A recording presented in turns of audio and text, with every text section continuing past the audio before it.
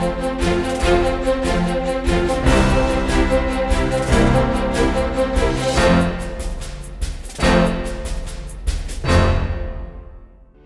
में यूपीएससी की तैयारी से संबंधित प्रोग्राम्स को देखने के लिए सब्सक्राइब करें स्टडी IQ IAS हिंदी। नमस्कार, स्टडी IQ IAS हिंदी में आप सभी का स्वागत है। मेरा नाम है मनीष श्रीवास्तव और मुद्दे की बात कार्यक्रम में आज हम बात करने वाले हैं एक सोशल एक्टिविस्ट के बारे में, एक सामाजिक कार्यकर्ता के बारे में जिनका नाम था मेधा पाटकर।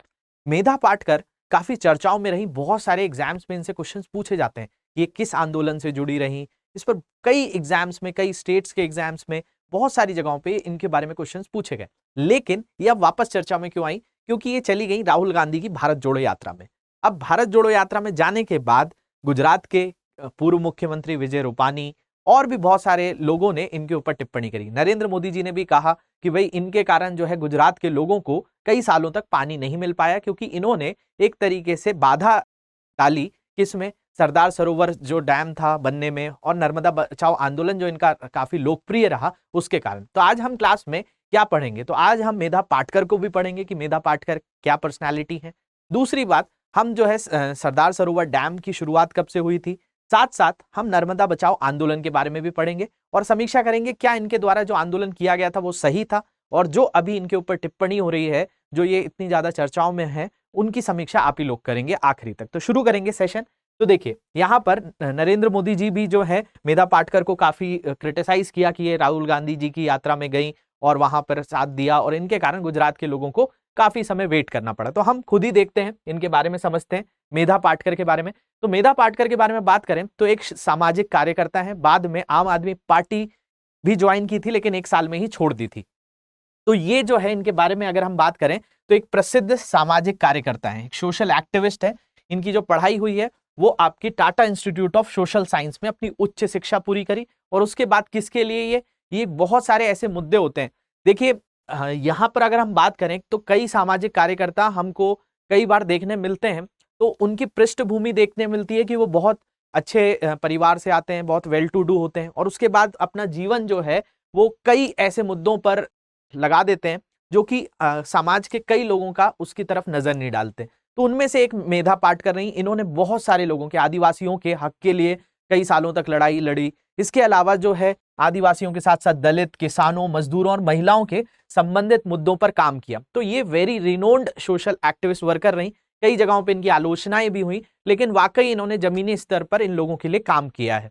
दूसरी बात, अगर हम बात करें इनके बारे में तो देखने मिलता है कि इन्होंने विशेष रूप से जो ये सबसे ज्यादा चर्चाओं में रही वो कौन सा आंदोलन था, जिसको नर्मदा बचाओ आंदोलन कहा जाता है, NBA। ये एग्जाम्स में बहुत बार क्वेश्चन पूछा गया है, तो इसलिए इनका जो है ये एक बहुत ही पेटेंट क्वेश्चन है कि इनसे पूछा ही जाता है कि भाई मेधा पाटकर, बाबा आमटे ये किससे हैं। जैसे चिपको आंदोलन में जो है सुंदरलाल बहुगुणा का नाम आता है, वैसे ही इनका नाम जो है किसके साथ जुड़ता है, नर्मदा बचाओ आंदोलन के लिए। मतलब एक पर्यावरणीय मुद्दा था, उस मुद्दे को भी हम समझेंगे आज की क्लास में और समीक्षा करेंगे कि भाई जो इन पे आरोप लगाए जा रहे हैं वो वाकई सही है या नहीं है। तो नर्मदा बचाओ आंदोलन की ये संस्थापक सदस्य थी, बाबा आमटे भी इसके अंतर्गत बताए जाते हैं।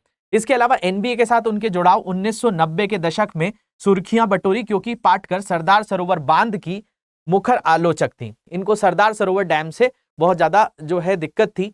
अब ये क्यों दिक्कत थी उसको भी समझेंगे। जैसे तब मध्य प्रदेश और गुजरात से होकर बहने वाली नर्मदा नदी पर बनाने का प्रस्ताव था। तो सरदार सरोवर डैम आज नर्मदा नदी के ऊपर, नर्मदा नदी भारत की 5वीं सबसे बड़ी नदियों के अंतर्गत आती है। भारत की सबसे बड़ी नदी लेंथ वाइज, लंबाई वाइज कौन है? तो गंगा है। गंगा के बाद आपको दिखेगी गोदावरी है, गोदावरी के बाद कृष्णा है, कृष्णा के बाद आपकी यमुना है, और यमुना के बाद आपको नर्मदा मिलती है। तो जो टॉप 5 रिवर्स हैं उनमें आपकी कौन सी आती है? नर्मदा नदी भी आती है। नर्मदा नदी की कुल लंबाई 1312 किलोमीटर है, और ये एक ऐसी खास नदी है, भारत के अंदर जितनी भी आप नदियां देखते हैं उनमें सब जो नदियां हैं वो आपको कहां पे जाती हुई दिख रही हैं? तो पूर्व की ओर बहती हुई दिखती हैं, मतलब ईस्टर्न फ्लोइंग रिवर्स है। कौन कौन सी ईस्टर्न फ्लोइंग रिवर्स हैं भारत में? तो बहुत सारी आप देखेंगे तो सब की सब जो है भारत के बंगाल के खाड़ी वाले क्षेत्र में जाकर गिरती हैं, चाहे गंगा हो गई, चाहे ब्रह्मपुत्रा हो गई। इसके अलावा अब यहाँ पर देखेंगे तो हुगली नदी भी जो है वहीं गंगा का ही हिस्सा है, जो आगे जाकर दामोदर का भी उसी तरफ जो है झुकाव है। इसके अलावा इसमें नीचे आएंगे तो आप जो है गोदावरी मिलेगी, कृष्णा मिलेगी, पेन्नार मिलेगी, ऐसे तुंगभद्रा, ये सारी नदियां जो है आपकी पूर्व की ओर ही बहती हैं। लेकिन भारत में दो ऐसी प्रमुख नदियां हैं, बड़ी बड़ी, वैसे तो और भी बहती हैं, लेकिन ये दो बड़ी नदियां हैं जिनमें कौन का नाम आता है, नर्मदा और ताप्ती, जो कि आपकी पश्चिम की ओर बहती हैं। तो ये भ्रंश घाटी के कारण, फॉल्ट्स के कारण होता है। तो इसी नर्मदा नदी पे बहुत सारे प्रोजेक्ट्स हैं। इन प्रोजेक्ट्स में एक तवा प्रोजेक्ट है, इसके अलावा ओमकारेश्वर प्रोजेक्ट है, महेश्वर प्रोजेक्ट है, और इसमें एक प्रोजेक्ट और है जिसको सरदार सरोवर प्रोजेक्ट कहा जाता है। इसके कारण मेधा पाटकर काफी चर्चाओं में रही। सरदार सरोवर प्रोजेक्ट आज की डेट में 4 स्टेट्स को फायदा देता है, जिसमें गुजरात हो गया, महाराष्ट्र हो गया, मध्य प्रदेश हो गया और राजस्थान हो गया। इससे जो है मतलब देखिए, कोई भी आपका प्रोजेक्ट बनता है तो उससे क्या चीजें निकलती हैं, उससे बिजली बनाई जाती है, इसके साथ साथ जो इसका पानी होता है वो सिंचाई में इस्तेमाल किया जाता है, इसलिए इनको मल्टीपर्पस प्रोजेक्ट कहा जाता है, बहुउद्देशीय परियोजना है। तो सरदार सरोवर प्रोजेक्ट भी एक बहुउद्देशीय परियोजना हुआ करती थी। आज अगर हम इसके बारे में देखें तो आपका जो ये डैम है, इस डैम के कारण गुजरात के कई जगहों पर इसकी सप्लाई की जाती है। मैंने एक लेक्चर भी कवर किया था कच्छ ब्रांच कैनाल के ऊपर, जो हाल ही में था, तो कच्छ की शाखा तक ये पूरा का पूरा जल पहुंच पा रहा है नर्मदा का। तो आज गुजरात को तो मिल रहा है, और जो आरोप लगाए जा रहे हैं मेधा पाटकर के ऊपर कि इन्होंने बहुत लंबा जो है इसको करने में एक बहुत बड़ा मुख्य योगदान दिया, जिसके कारण गुजरात के लोगों को जल नहीं मिल पाया, तो उसको समझने की कोशिश करते हैं उन्होंने ऐसी चीज क्यों करी थी। तो अगर हम बात करें सरदार सरोवर बांध परियोजना की, तो ये जो बताया जाता है कि कोई ना कोई के दिमाग की तो उपज होती है।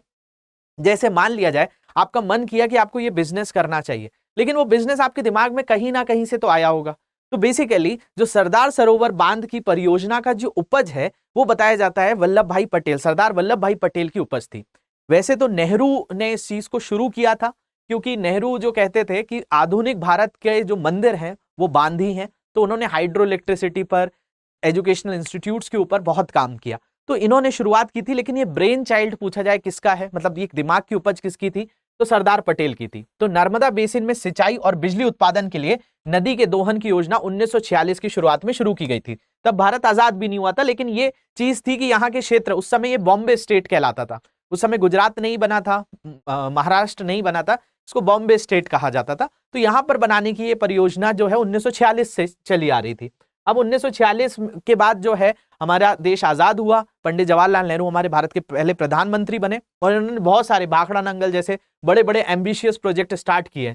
तो परियोजना की आधारशिला तत्कालीन प्रधानमंत्री पंडित जवाहरलाल नेहरू ने अप्रैल 1961 में रखी थी।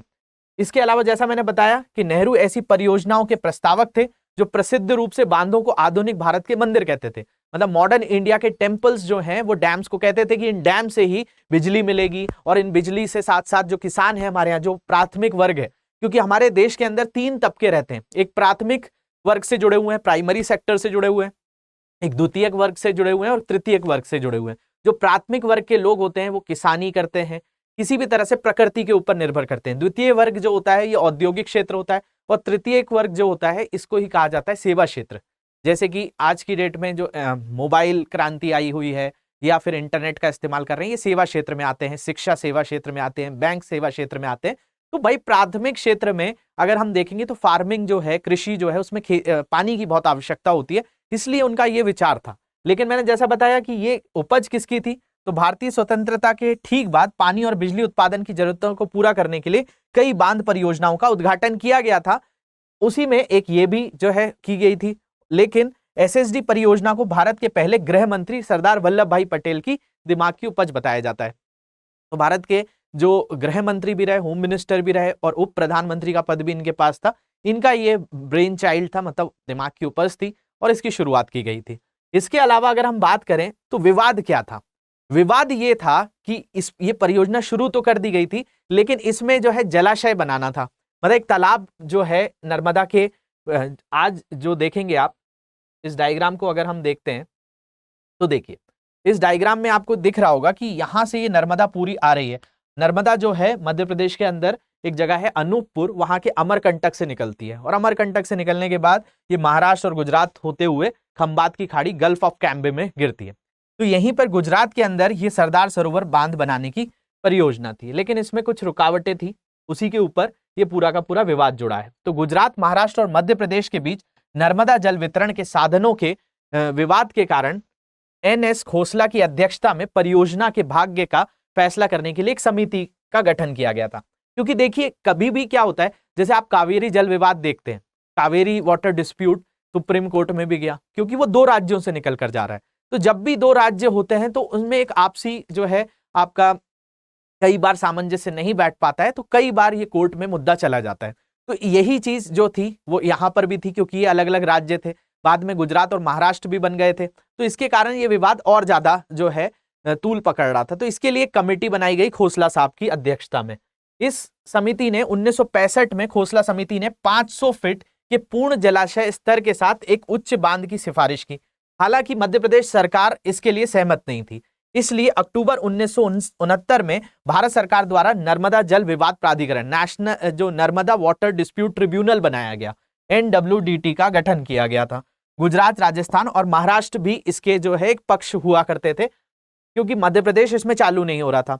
तो नर्मदा बचाओ आंदोलन ये किसके द्वारा चालू किया गया था? अब ये तो साथ साथ ये था कि मध्य प्रदेश की तरफ से इसमें कई तरह की अड़चनें आई थी, साथ साथ मेधा पाटकर का एक आंदोलन भी चालू हुआ इसी के ऊपर, जिसको कहा जाता है नर्मदा बचाओ आंदोलन। इसमें काफी लोग जो है इनका साथ दिया। तो अब नर्मदा बचाओ आंदोलन क्या था? तो 1980 के दशक में जब ये परियोजना शुरू हुई तो इसे कुछ स्थानीय लोगों और पाटकर जैसे कार्यकर्ताओं के विरोध का सामना करना पड़ा। अब उनकी चिंता क्या थी? उनकी चिंता थी कि भाई जब भी कोई बांध बनाया जाता है, कभी भी कोई जलाशय बनाया जाता है, तो होता क्या है कि अब कहीं पर भी आप पानी इकट्ठा करेंगे तो कोई एक मौसम के लिए तो वो पानी काम आता है, लेकिन जैसे बरसात का मौसम आता है या कई बार आपने सुना होगा कि डैम्स का वाटर लेवल बढ़ने लगता है तो पानी छोड़ दिया जाता है। तो आसपास के जो ग्रामीण लोग रहते हैं, जो आदिवासी लोग रहते हैं, उनकी जो क्षेत्र होता है वो जलमग्न हो जाता है, पूरा वाटर लॉगिंग हो जाती, तो वो कहाँ रहेंगे? तो सबसे बड़ी ये थी कि इनके लिए जो यहाँ पर बांध बनाना है बनाया जाए, लेकिन साथ साथ ऐसे लोगों को जगह जमीन दी जाए। इस पर यह पूरा विवाद था। तो उनकी चिंता काफी हद तक आदिवासियों और अन्य लोगों के समुचित पुनर्वास के बारे में थी कि भाई इनका कहीं ना कहीं तो इनको जगह दी जाए, नहीं तो यहाँ पे तो बांध बना, जो इसका परियोजना का लाभ है वो लोगों को तो मिलेगा, लेकिन जो यहाँ पे लोग रह रहे हैं, जो जीव हैं, उनको तो नुकसान होगा ही। तो जिनकी जमीन जलाशय के निर्माण में डूब जाएगी, उनके लिए पूरा का पूरा आंदोलन चलाया मेधा पाटकर ने। दूसरी अगर हम बात करें, इन्हीं लोगों ने मिलकर NBA का गठन भी किया, नर्मदा बचाओ आंदोलन, जो NBA के रूप में जाना जाता है। इसके अलावा इस परियोजना में सबसे पहली चीज जो है यहाँ पे देखने मिलती है कि सरदार सरोवर बांध परियोजना को रोकने की उम्मीद थी, क्योंकि मेनली इनका मुद्दा यही था कि भाई जो आदिवासी लोग हैं, जो ऐसे लोग होंगे जो बेघर हो जाएंगे, जिनकी जमीन पूरी चली जाएगी, उनके लिए इस बांध को रोकना चाहिए। तो पाटकर का पहला लक्ष्य 1985 में विश्व बैंक से परियोजना द्वारा प्राप्त वित्त पोषण था, क्योंकि इस पे जो है वर्ल्ड बैंक का भी मुद्दा चल रहा था कि वर्ल्ड बैंक से हमें फंडिंग मिलेगी, तब जाकर हम इस चीज को शुरू करेंगे। आखिरकार विश्व बैंक ने परियोजना की समीक्षा की और दावा किया कि इसे मंजूरी देने से पहले भारत सरकार और विश्व बैंक द्वारा अपर्याप्त मूल्यांकन किया गया था। तो इसके बाद जो है ये रद्द कर दिया गया था, क्योंकि इसमें देखा गया कि भाई इसमें जो कई लोग हैं, पहले क्या होता है कि कई बार बहुत महत्वाकांक्षी परियोजनाएं शुरू कर दी जाती हैं, लेकिन पर्यावरण जो मुद्दा होता है, जो आदिवासी मुद्दा होता है, उसको दरकिनार कर दिया जाता है। तो ये बाद में विश्व बैंक ने भी माना कि भाई भारत सरकार और हमारे बीच में जो बातचीत हुई थी, ये इसमें सही मूल्यांकन नहीं किया गया था, सही एस्टिमेशन नहीं लगाया गया था कि इनके लिए क्या चीज की जाएगी। तो एक बहुत बड़ा ये विवाद था। बाद में सुप्रीम कोर्ट इसमें एंटर हुआ और ये जो है चीज आगे बढ़ी। 31 मार्च 1993 को सरकार ने विश्व बैंक द्वारा अधिकृत ऋण को भी रद्द कर दिया, तो ये बाद में रद्द भी कर दिया गया था। तो ये विवाद उस तरीके से आगे बढ़ा। 2000 में सुप्रीम कोर्ट ने इस पे जो है मंजूरी दी, लेकिन कई शर्तों के साथ कि इन लोगों को पुनर्वास दिया जाए, कुछ मुआवजा दिया जाए, लेकिन वो मुआवजा केवल जो है बातों में था, लेकिन आगे लोगों को नहीं मिला। 2017-18 में वापस से जो है मेधा पाटकर जी ने वापस से इन लोगों के लिए किया कि भाई जो सुप्रीम कोर्ट ने कहा था उसके अनुसार इनको जगह भी नहीं दी गई, उनको कई लोगों को मुआवजे भी नहीं दिए गए, तो उसके लिए ये जो है पूरा का पूरा विवाद था। अब जो कई बार जो है राजनीति में ये सारी चीजें चलती रहती हैं, तो आप भी मुझे इसकी समीक्षा जरूर करके बताइएगा कि क्या ये आंदोलन सही था या गलत था। इसके अलावा और भी कोई तरह के डाउट्स हैं तो इन सोशल मीडिया हैंडल पे मुझसे जुड़ सकते हैं। लेक्चर की PDF यहाँ से डाउनलोड करेंगे, और भी कोई तरह के डाउट्स आएंगे तो कमेंट सेक्शन में हमको जरूर बताएंगे। Thank you very much for watching this, have a great day.